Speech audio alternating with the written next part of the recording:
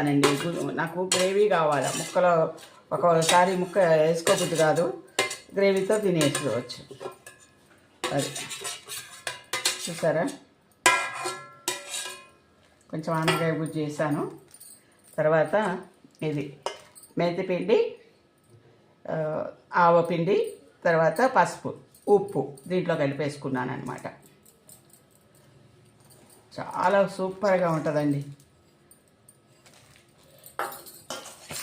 మనం ఈ పచ్చడి మామూలుగా ఆయిల్ వేయించి తొక్క కానీ ఇది ఉంటుంది కదా ఆనపకాయ తొక్క, అది తీసి మనం నిమ్మకాయ పచ్చడి చేస్తాను చూడండి. ఆనపకాయ తొక్కతో మామూలుగా డైలీ మనం వేసుకుంటాం కదా రోటి పచ్చడిలాగా చేశాను. అది కూడా చాలా బాగుంటుందండి.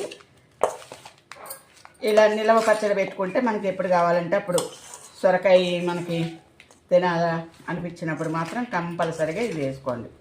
ఒక్క ముక్క వేసుకున్నారనుకోండి సూపర్గా తినవచ్చు.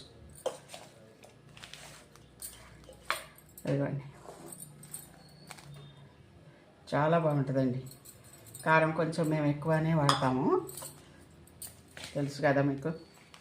ఇది కూర కారం అండి, ఈ కారం ఏమీ లేదు. ఏది మన 3 మ్యాంగో పచ్చళ్ళ కారాలు పట్టించుకుంటాం కదా, అట్లా ఏమీ వాడట్లేదు. కూరలో కారమే వాడుతున్నాను నేను. నాకు ఇదే ఉంది. ఇప్పుడు చాలా కారం ఉంటుందన్నమాట, అందుకే కొంచెం కొంచెం వేస్తున్నాను.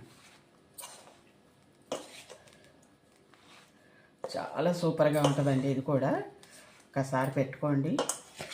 5-6 నెలలు, సంవత్సరం గ్యారంటీ. నేను పెట్టే పచ్చళ్ళు మొత్తం 1 ఇయర్ గ్యారంటీ ఇస్తాను నేను. మీరు పట్టండి, ఇలాగే పట్టండి. సొరకాయ ముందు పైన శుభ్రంగా కడుక్కొని ఆరబెట్టేసుకోవాలి. బట్టతో తుడిచి చక్కగా ఆరబెట్టేసుకుంటే ఇలాంటి పచ్చళ్ళకి చాలా బాగుంటాయి.